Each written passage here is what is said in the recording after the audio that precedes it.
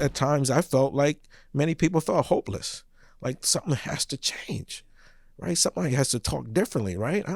We have to fight this fight, right? We have to make people feel good about our city. We have to make the people, I live in the city. I mean, my mother-in-law lived in the middle of North Philadelphia. More importantly, man, I look at it through that lens.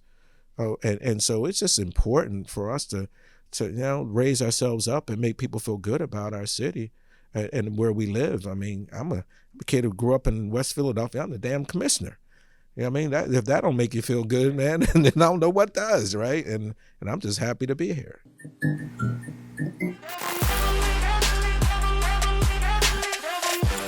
Welcome, everybody. So we have a special show for you today because we have a special guest with us today, Philly's newest police commissioner, Kevin Bethel. Now, you may have heard of the man, but I don't know that you've all heard from the man. So what we wanted to do is give you access to him. So not only the dedicated guardian who's been in the police force, serving and protecting for over 4 decades, and somebody who now is working to elevate the police force himself and bring good ideas to the community, to also the family man who just wants the city to be safe, not only for your family, but his own wife, his own children. So today is a look into the police force and how it's evolving, and out, hopefully, to a community that is starting to get a greater sense of togetherness. We're going to do it through the eyes of the man who's working to make both of those happen. Commissioner Kevin Bethel, first off, thank you. Thank you for having me. All of your efforts, and thank you for joining the show, and welcome. Yeah, it's an honor to be here. I appreciate much. the opportunity to talk. Yeah, this is awesome having you here. You have actually spent most of your life serving Philadelphia, and you said you're proud to be a Philly cop. What made you want to be a cop? Yeah, so the want, it was kind of different. I took a different road. I didn't come into policing because I was this young kid who wanted to be a cop. I graduated from John Bartram, went to college, Temple University. Unfortunately, I stayed 1 year and didn't make it through. And so I was working pretty much. I tell people in my life early, I was washing pots as a pot washer. I was a porter, mopping floors. I worked in the kitchen. All this in Misericordia Hospital in West Philadelphia, down the street not too far from where I lived. I was fortunate at the time the police department was really surging and bringing officers, particularly officers of color, into the police department. Applied and it's been this amazing journey for me as I came into policing. And I often talk about how, in those jobs that I was involved in, I've oftentimes felt devalued in that space where people would look down on me. And that's I often talk about how I treat the folks who come into my office and take out my trash, because I was them. Yeah. But the job would take me to a place I would come to love it. Yeah. It would be a job that would help me raise my family.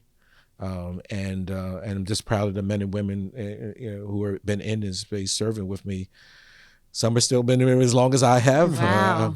I tell people, I see my children now. The officers to me, as someone who's older and been in the space for a long time. These are my sons and daughters now that I serve with, and so it's really important that I do this work effectively.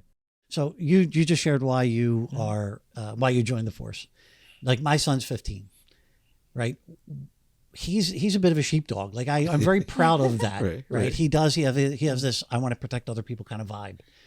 How many officers get into the force because they have that vibe versus they just kind of find their way to the force? I think you get a variation of all of it, right? I mean, just like any profession, you come into, people come into this space, the media space, and they find their niche. Yeah. Where do I want to be, right? And I think that happens in policing. Many of them, in my earlier days, we came as warriors, right? Mm-hmm. We come in the fight, we want to, this is what we do. And, I'm a part of this biggest gang, I think about, 8,000 officers, and this is how we do it. But today, many of the officers come in as guardians today, right? So I think you get a range of officers who come in. Some come because of their parents. And then we have those who come in because they're looking, hey, what is policing really like? And, some come because it's a great salary. Now, some people don't think it's a great salary, but for others coming out of college and, looking at our pay versus coming out as a different position, see it as an opportunity for, pay, right? Or others look at it as you can't get fired, right? It's a civil service job, right? And so unless you do something improper, immoral, illegal, you pretty much have the job, and it still comes with a pension. And so I think there's a whole range, and I think that's why it's important that when we even looking to bring people into the department, that we understand that all of those little areas where folks are looking to come into policing, so we can attract them in any way possible. Mayor Parker didn't hold back. Like, she obviously really was excited to have you join her. She even said, this commissioner, Kevin Bethel, I'm reading this, has the support of his mayor 1,000%. How do you two work together? And I know you're close. Yeah, it's. I'll tell your readers, I tell people I'm cheating on my wife, right? And I say that so oftentimes. I say that in such a jest because me and the mayor have just really hit it off. But we both are very similar, right? We both come from similar backgrounds. Both come from the neighborhood. I know where 52nd Street is, and she always would just say that she wanted a police commissioner knew where 52nd Street was, and so the relationship we have is so. It's been an absolute blessing for me. I mean, to come into this space, the job is challenging as it is. Someone who trusts the work that I'm doing, gives me the not micromanage me to be able to do it, gives me my charge and lets me execute on it, and supports me to get those things done. That's key. And so we're very, very similar. I don't have a sister, and so she's younger than me, but I've learned so much. Yeah. Watching how she operates. I thought I work. People know I'll give it from sun up to sundown. Man, I don't think the mayor's sun ever goes down. It's just wow. nonstop, and it's just really exciting. And I'm just so happy for the city to see her leadership and what she's going to do, and me just being part of that ride. It's been a blessing. So exciting. And I know you were in the public sector right before you came into this role. Yeah. Why did you say yes to this role? I came back because I love the city. At that point, I had been in a different part of my life. I spent most of my time as the warrior, the deputy commissioner running it. And now when I moved into the school district, it was for the first time I lived in the victim space of it, and the trauma and all the things that I was seeing. I'm seeing a number of shootings at our schools, and I'm having kids getting killed outside of the doorstep of my schools. I'm the chief of school safety, and I am frustrated, right? And I'm listening, and we talk about defunding the police and all of this conversation, and I'm talking to the men and women, and they're just so frustrated. And so for me, I just felt at this time in my life it was a calling to come back, to serve the city. I love the community. Everybody knows that. I love the men and women who serve in the police department. And I had been at it for so long. I said, I think there's an opportunity here for me to come back and help this mayor guide the city and make it a safer city. So during the time that you were out and you were in charge of safety for the school system, what did you find? I mean, school violence, juvenile violence, heavily steeped in that. To have the opportunity to speak to somebody who's lived it and addressed it, what works? What did you find works? What you find that works. So I had taken a different approach with our schools before I left. We thought we were going to arrest our kids to control the behavior of the school. At the time in 2014, we were locking 1,600 kids a year in our schools. Wow. Many of those kids were for low-level, minor adolescent behavior that didn't require, an arrest. And so part of that work was create a school diversion program where we would divert those young people from the criminal justice system and move them into programs to support them. And so through that process, we went from a system that used to do 1,600 kids a year to, I think, last year 135. So 10 years later, we were able to reduce those arrests by 90%. And so what it made, and so when I left the police department, that's the work I would do, was travel around the country, trying to get lawful enforcement to divert young people from around schools. And so when you come to the school setting, I said, it's like little cities, right? It's, the part of you have to understand the adolescent development, right? I would learn, brain science, that, kids' brains are not wired that way. And so why are you doing these things to a 10-year-old child? Knowing that their brain is not. My daughter would come to love my slides because slide number 16 would be your brain is not fully developed, so that's why you're doing this dumb crap, right? And so you go into a school setting from a policing perspective, or and just really understanding that you have a young men and women coming from some of the most challenging. So let's take Philadelphia for me, for example. we have one of the most, we're one of the poorest big cities in America, and so you have some of the kids who are coming from some of the most challenging communities and some of the most violent communities in America.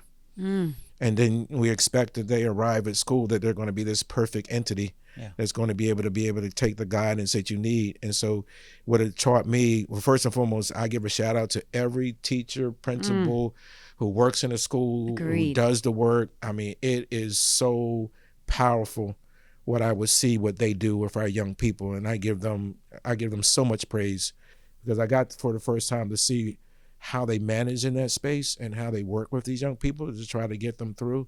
And so I think you have to come up with a very collective approach, understanding where these kids come from, understanding that you're not going to arrest a child. I mean, arresting children in school is not really. Now we do. Those kids who do it more egregious, you can't come in there and beat a teacher or harm or injure another person. But I think you just have to have a very comprehensive strategy. So you've been in this role since January. Yes, ma'am. Right?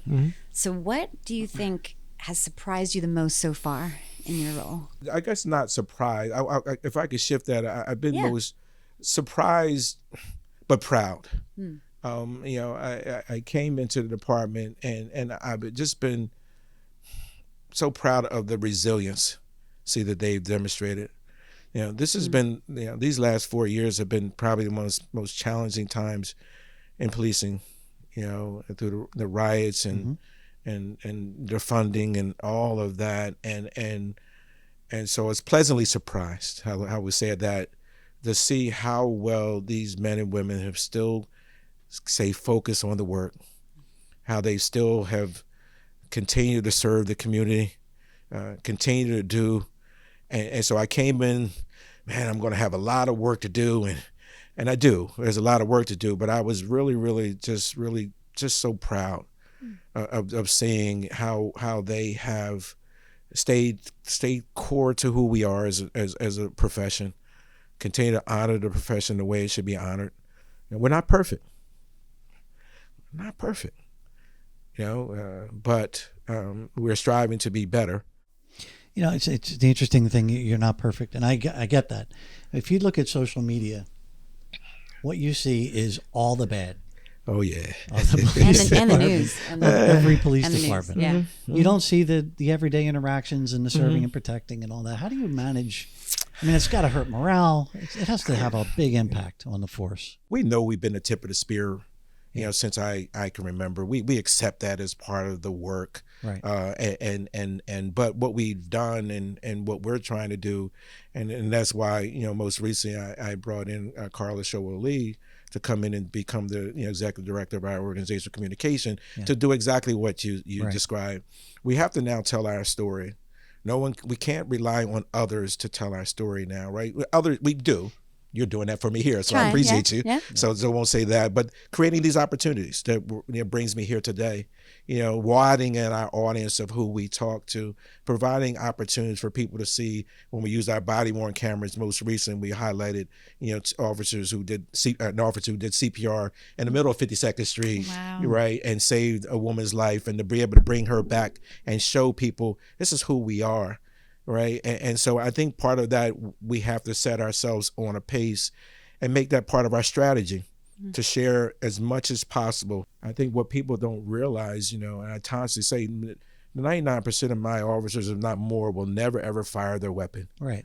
Wow. Right. Most of the work that we do is in service, but we've not done a good enough job to share that with the public in a more, strategic way, with a consistent cadence. We just show the one-off. Everybody gets excited. They see the one-off event. Oh, well, now we have to do that consistently showing what the men and women behind the scenes are doing to save lives and to service the community and do things positively. And that's on us. I mean, the reality is no organization kind of will allow us to do what we've allowed, to just kind of be a punching bag for anybody and everybody. They say they don't trust policing. I tell them, I said, well, let me a favor. Go into a room and tell me, who do they trust?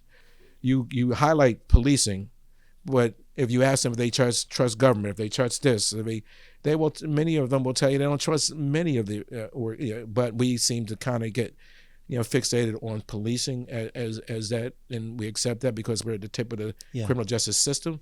But we oftentimes accept a lot of stuff we have no control over. But we're working to do a better job of that, and I thank you both for allowing me to sit here to talk to you, because people need to hear who we are as an organization. I'm out in the suburbs. My friends, a lot of them I hear, are a little nervous to go into Philadelphia, which to me, like, I was just there last night. I love it. The food is delicious there. It's such a great spot. We love to go there. How can we make these people understand how safe it is in Philadelphia because of you and Mayor Parker? Yeah, I mean, and I wish I could take all the credit. It's a lot of individuals, you know that. True. I know when you mean that, when you say me, I represent it all, right? Whether it be the community members and the police officers and the like. I think first and foremost, we have to do a better job of letting people know that the city is getting much safer. Our crime, our violent crime is down significantly. Where our homicides almost 40%, our shootings 40%.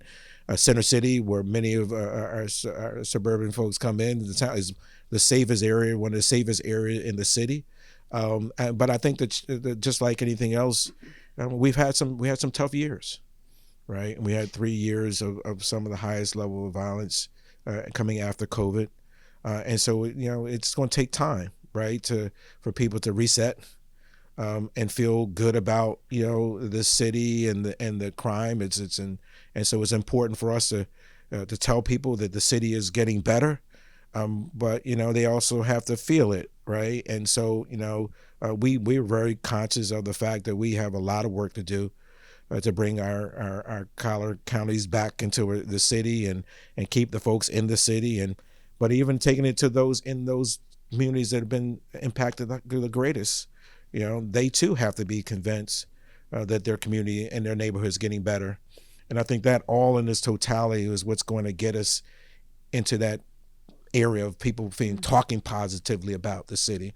I'm never going to sit here and tell you my city is not one of the best cities in America. Yeah.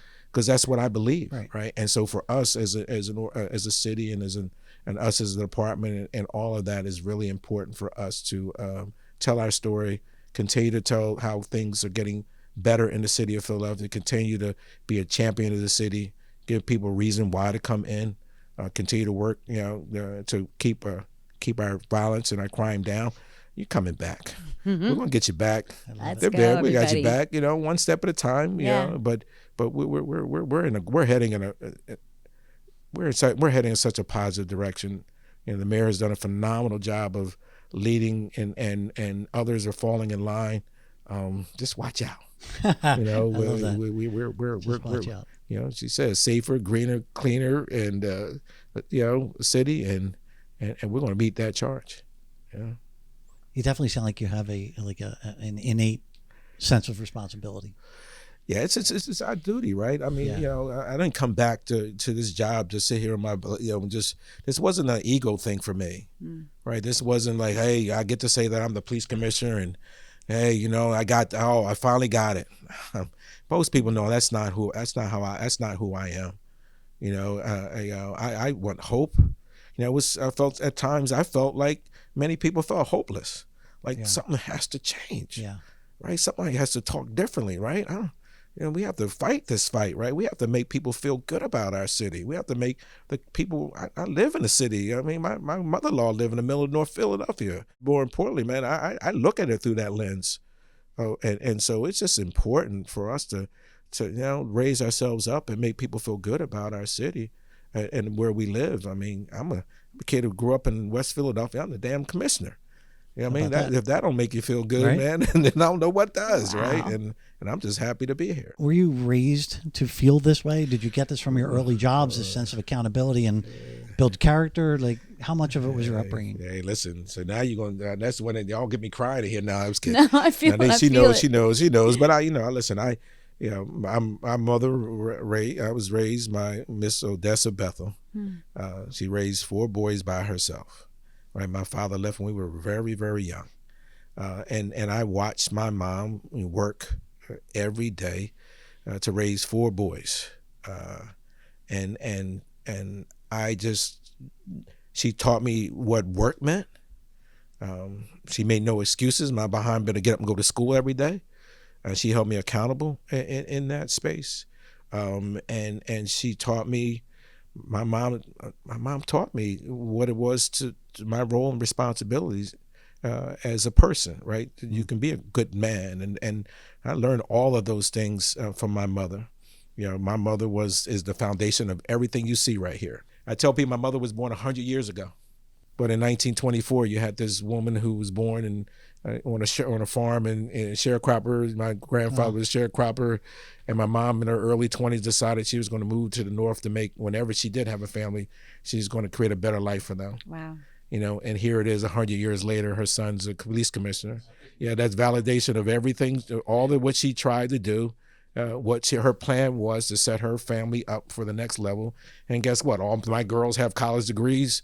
This family, the Bethel family, what my mother did, my children will never want, because they now have moved my generation and leaving her legacy still lives today. So my mother's my rock. Everybody knows that. You know what I mean? I get through it without crying here today. That's good. But she is. I give great credence to all those single moms out there who, just like my mom, have been able to create opportunities for their children. It sounded like you were describing that it sort of took a village, right? Of other people were helping you. It takes a village. And I've always said, like, because you have a focus on the community, it takes a community to even be a community. Like, it takes a lot of work to have a really good, strong community from a lot of people. It does. And I know you're focused on that, right? That's a big part of what you're doing. How is that side, not the policing aspect of it, but the community building aspect of it? How's that working? It's working well. I mean, I think it's funny. I take you back to my mother very quickly. My mom was as matriarch of the community as well. Wow. Like, my mom was. Everybody know Miss Odessa. Miss Odessa was the woman who ran the ice cream parlor. And my mom used to have a little ice cream parlor that she used to run. It was actually a numbers house, but it was. I'll talk about that later. Half of it was. I'll cut that out. Probably telling too much. Right? Nah, you can keep it in there. No, we're keeping that in. Statute of limitations. No, statute of limitations. It was half of it wasn't, but she didn't have anything to do with that. She ran the bottle part. But there you learn the connectivity of that. So you bring those things into the policing space. My goal is to make us the finest police department in America. We're not going to get there, but on our own. We need the supports of folks in the community.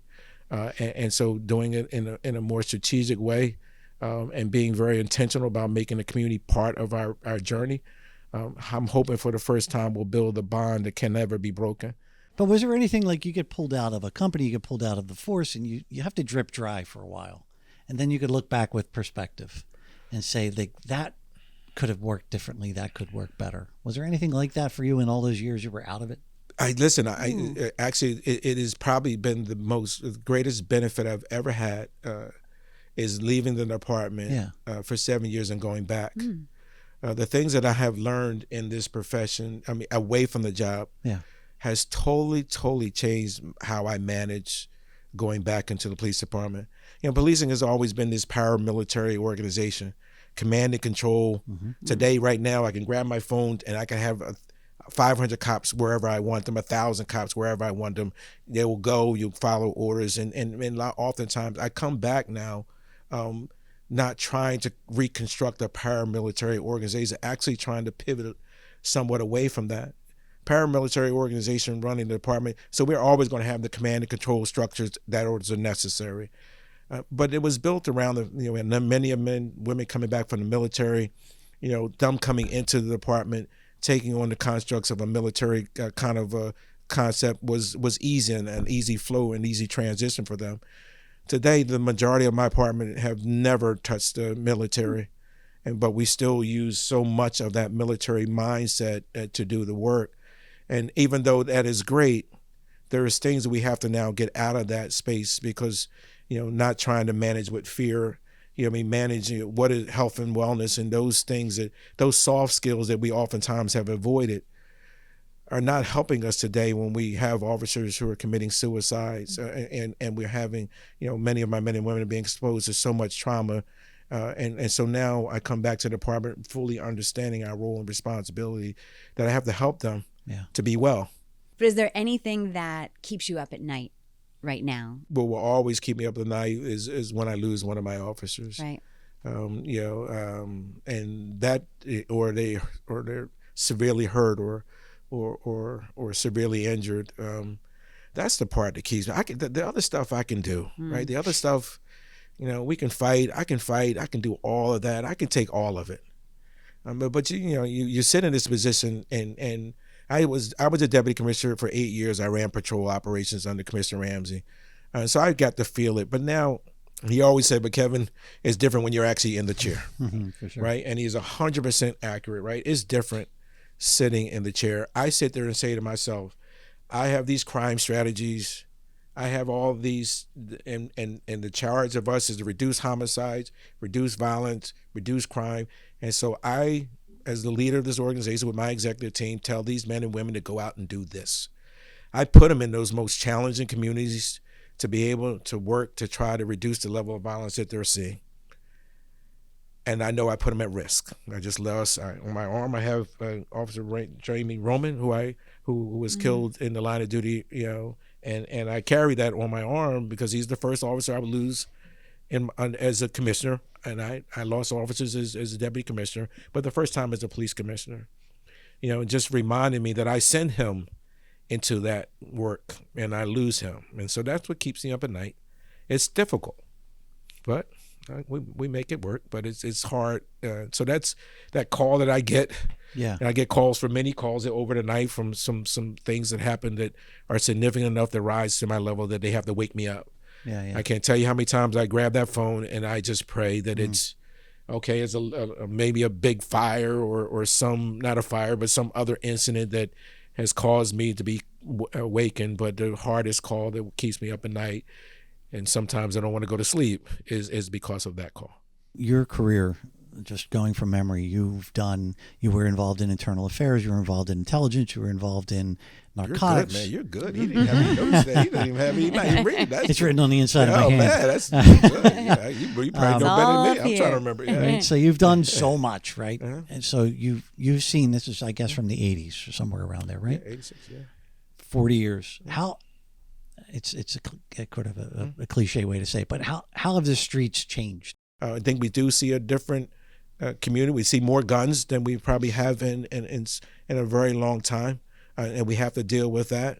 So the streets are a little bit different. I think we just talked about. I mean, many of our kids, they're on social media, and the beasts that we see and the things we see, they're not happening on the street. They're happening in this virtual space and then playing out on the street instead of starting on the street, right? And so there's a lot of elements on the street that we see have changed significantly. But I think at the same token, some of the things that we're getting pushback from individuals, I think there has been a shift, and I don't know if it's as bad as oftentimes is presented. Right. I think there's times we're going to have to we're really as an organization and law enforcement, we're really going to have to unpack all of that and to see how we're going to be leading into the future in America. Obviously your team is doing some things like really right, because in September of this year, I think we saw the lowest crime rate in 9 years. Correct? 1 month, yeah. Had a good month. That was just that 1 month. Yeah, listen. What's working? I think a lot's working. Starting even before I came back, the department started to really focus on those core areas of the city that, we have 20 patrol districts, but 10 of them have the highest level of violence. And within those, we can really look and see where we could be targeting our men and women. So we've really been honed in very, very strategic with that work. I think there's, the work we do with our federal partners has been absolutely outstanding. And because we're having the reduction in the violence, our investigative teams have had, when you have 560 plus homicides, you just imagine how the sheer volume of work, that requires that for those men and women to do.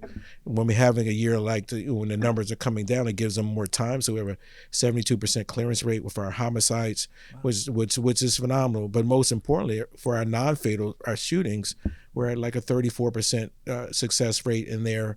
And so, and then, when we add that with our non-sworn professional staff, the work they're doing behind the scenes, whether it be our radio, our forensic, I think it's all in. But it gives us an opportunity as a city to see what happens as a city when we are not, using violence and not shooting and killing each other. Like we're actually showing ourselves it can be done.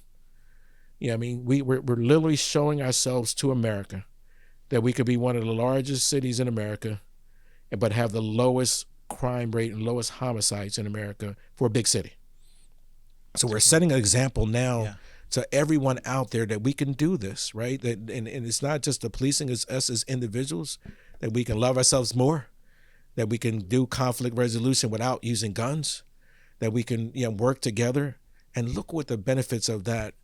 I mean, you can feel it, right? The community can feel it. And so I just think it's important that we stay the course.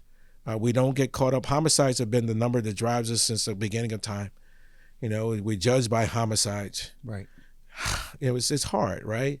But at the end of the day, I think we're showing ourselves, so when I bring my suburban colleagues back to the city, right? I mean, let's show everybody who we are. The city of brotherly love. We say that with so flip and sisterly affection. What do we say? Brotherly love and sisterly affection.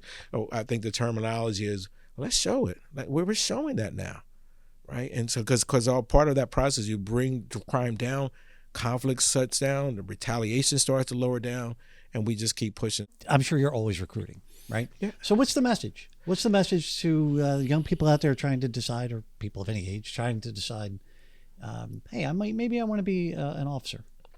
I would tell your audience, listen to my story. I'm a young kid who grew up in West Philadelphia, who now sits in the position to run the police department. Things weren't perfect for me coming through, but this job was able to launch me into a space that I never, ever could imagine. I have been able, the experiences I've had, what I've learned over that period has been invaluable.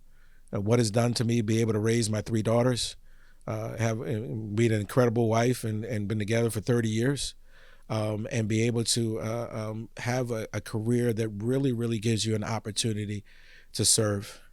I know they're competing with so much that they see the negativity, but come on inside, let us show you we're a big family. We love it up inside, and people get mad at us because they say this thin blue line. It's not about a thin blue line. I mean, it's about we work together, right? We take care of each other and we look out for each other. I mean, we're a big family. You're looking to come into a place where you can be a part of a big family. You know what I mean? We take care of each other, and so I think it's a great opportunity for someone to start out their career and the pay is getting much better. When I came on in 1986, I think it'll be $24,000. Wow. Today, an officer comes into the department making $61,000 starting. By the time they graduate from the academy, they'll be at 65, and by the time they graduate, in 5 years, they'll be making $90,000, and that's with no overtime. So most of my folks are in 6 figures. Okay, great health benefits. Wow. And we have a great pension, but most importantly, we have great people. Right, this is a profession. I think if they can hear my voice and see me today, look what is. I mean, this is an outstanding career. It has given me so many opportunities to travel across this country, and be in places sitting here with you today. Right. I mean, I pinch myself sometime and I say, wow. I am blessed to be in that space. So I would just encourage you, and if you don't, just give us a try. Even if you have some doubts, even if you think it is, give us a shot, right? I know they have some anxieties and concerns about what they see, but the ability to serve people in their most critical times, to be able to be that guardian, I can teach them to be a warrior, right? I can teach them to be a warrior, but I want them to come into the department and serve this community. They deserve it. They deserve good people to come in there, and I think they would be a great candidate for our job, and so come on board. What will Commissioner Kevin Bethel's legacy be? I hope my legacy is that I was able to take the department to a better place, one informed by technology and all of those things that need them to move forward. But most importantly, I was able to get the community to really, really create a bond between this community that will never be broken. That we can work effectively as a law enforcement agency with our community partners and our nonprofits and everyone, to make this a better city, if we can do that, I'll sit back and I'll smile and say we've accomplished our duties, because it's just so important to me. And so I'm hoping to build a foundation that folks will attach to and say, hey, Philadelphia Police Department, I don't give a hell what anybody else doing anywhere else. What we're doing here is solid work and stuff that we see that'll take us into the future. I love it. I tell you, it's been one of my favorite conversations. Oh my gosh. I see why people like Carla has spoken so highly Wow. of you. I can see why the mayor said, "Don't say no." Thank you so much. No, thank you for Wow. having me. I This has appreciate been it. an Appreciate the opportunity to come and incredible talk. conversation. Thank you so much. Great Yeah. episode, and thank you guys for watching. Thank and you. we'll see you soon.